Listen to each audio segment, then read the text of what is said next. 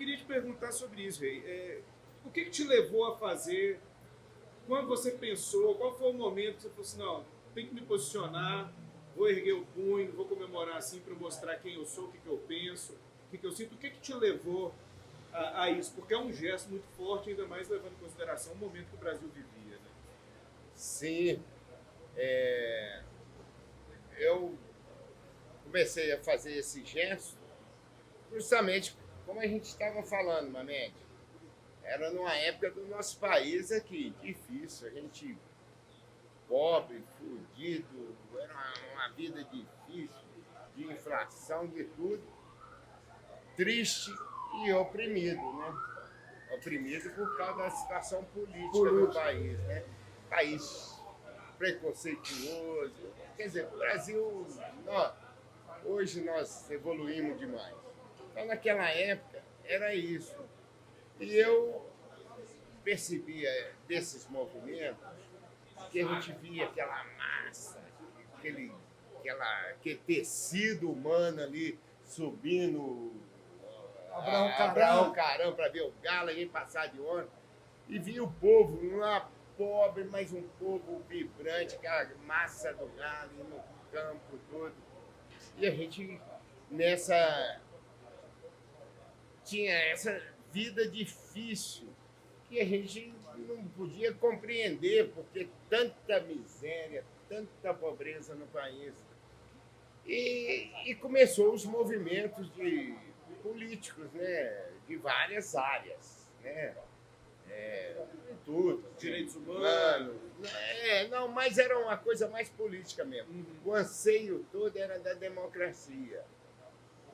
E a gente estava ali reprimido. E ainda tinha um discurso muito ruim em cima do futebol. Quer dizer, futebol é o ópio do povo. Jogador de futebol É um desinteressado. A política do pão e circo. A política, o pão e circo e tal.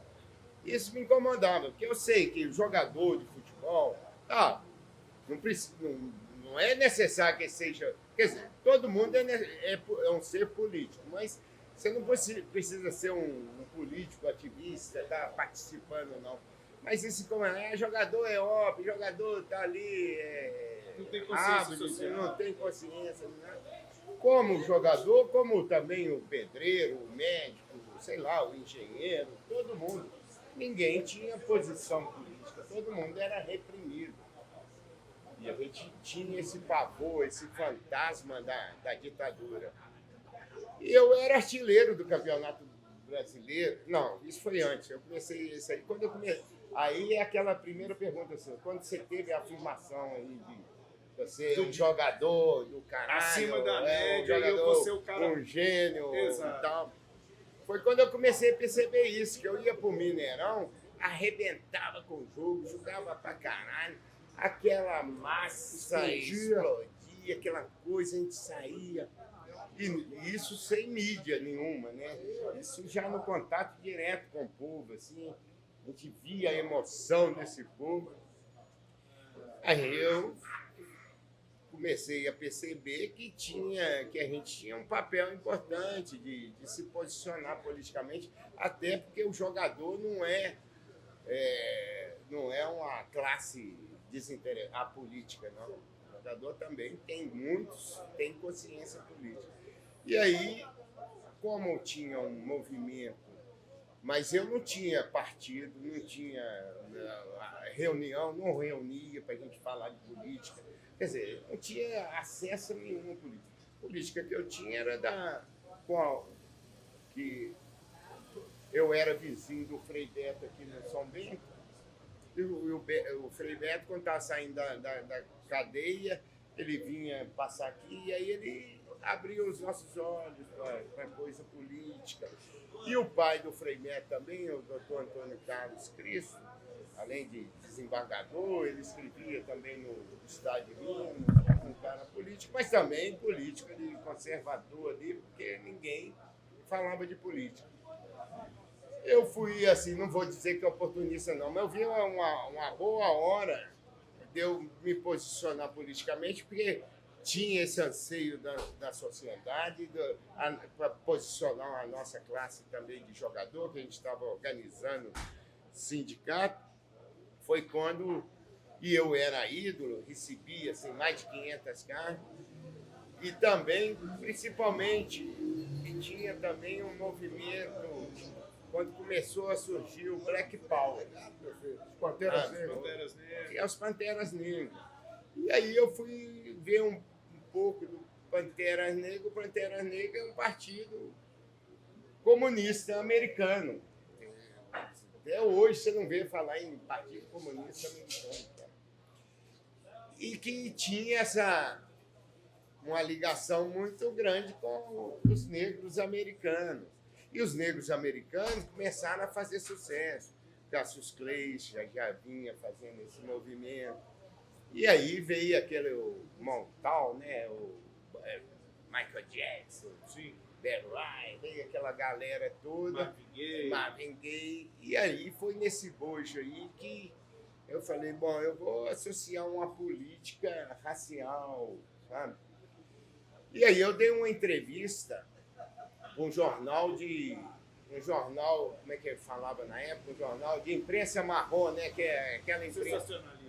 Não sensacional. Era até um jornal de classista, né? De operário, o jornal Movimento.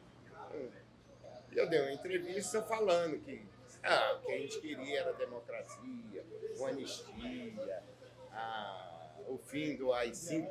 Também falei isso, e foi justamente no governo do general Geisel que começou a distensão política, sabe? Porque até então existia o AI-5, mas a repressão era grande. Mas com o Geisel já começou a liberar um pouquinho, foi quando eu entrei dando essa entrevista, e isso deu um impacto no país todo, porque jogador nenhum tinha dado uma posição. E, aliás, jogador não, ninguém da sociedade tinha me posicionado tão frontalmente assim ao governo, e isso chamou atenção, eu fiquei ali marcado, e por causa disso, talvez nós perdemos o campeonato de 77. E que eles engavetaram. Eu queria te fazer uma outra pergunta. Talvez aí que perdemos o campeonato de 77, por quê? Porque, porra, eu era um cara, uma liderança. Então, o que a ditadura faz? Vamos descaracterizar essa liderança, vamos minar essa liderança. Apesar de eu ser artilheiro, eles não deixaram eu ser campeão.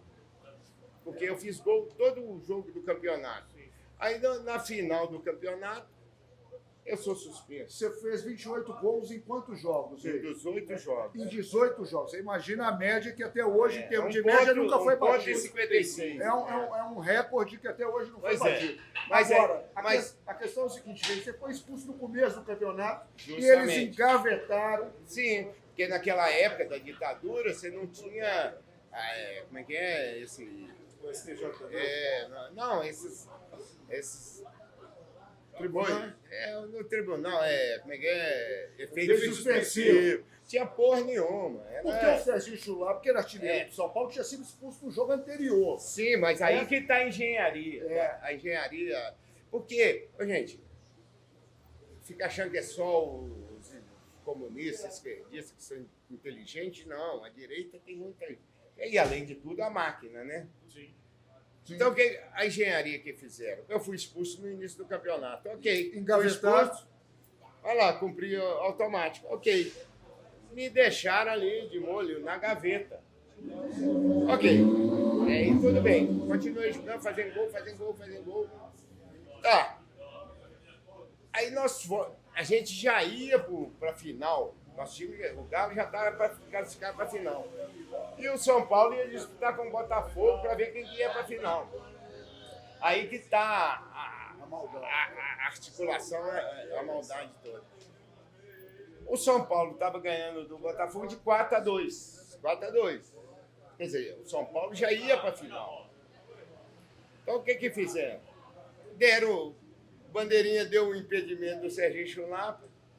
Serginho Chulapa, ganhando de 4-2, foi lá no bandeirinha, chutou o bandeirinha, bateu o bandeirinha naquela negócio de brita lá.